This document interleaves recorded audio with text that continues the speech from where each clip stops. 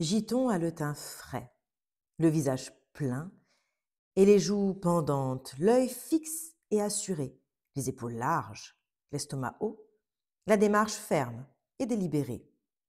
Il parle avec confiance.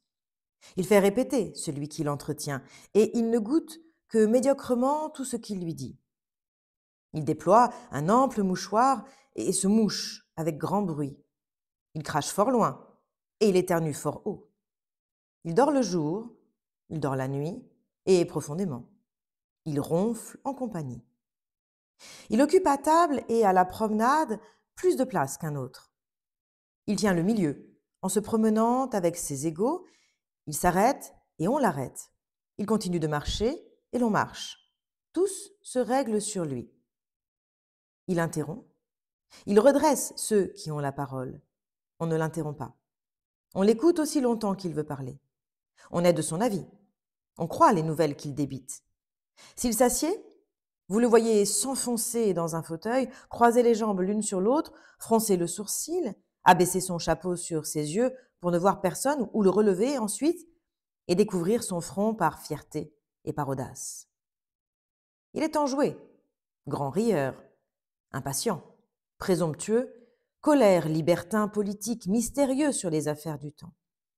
Il se croit des talents et de l'esprit. Il est riche.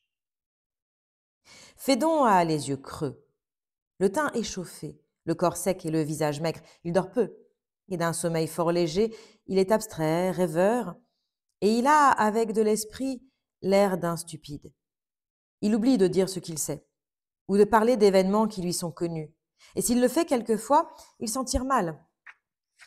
Il croit peser à ceux à qui il parle. Il compte brièvement, mais froidement. Il ne se fait pas écouter.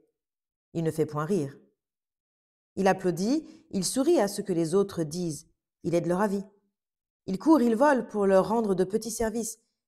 Il est complaisant, flatteur, empressé. Il est mystérieux sur ses affaires, quelquefois menteur. Il est superstitieux, scrupuleux, timide. Il marche doucement et légèrement. Il semble craindre de fouler la terre.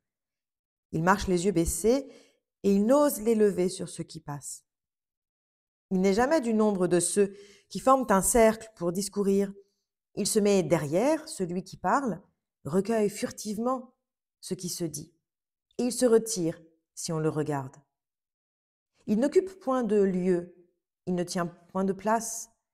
Il va, les épaules serrées, le chapeau abaissé sur ses yeux pour n'être point vu. Il se replie et se referme dans son manteau. Il n'y a point de rue ni de galerie si embarrassée et si remplie de monde où il ne trouve moyen de passer sans effort et de se couler sans être aperçu. Si on le prie de s'asseoir, il se met à peine sur le bord d'un siège. Il parle bas dans la conversation, il articule mal. Libre néanmoins sur les affaires publiques, chagrin contre le siècle, médiocrement prévenu des ministres et du ministère. Il n'ouvre la bouche que pour répondre. Il tousse, il se mouche sous son chapeau, il crache presque sur soi, et il attend qu'il soit seul pour éternuer, ou si cela lui arrive, c'est à l'insu de la compagnie. Il n'en coûte à personne ni salut, ni compliment. Il est pauvre.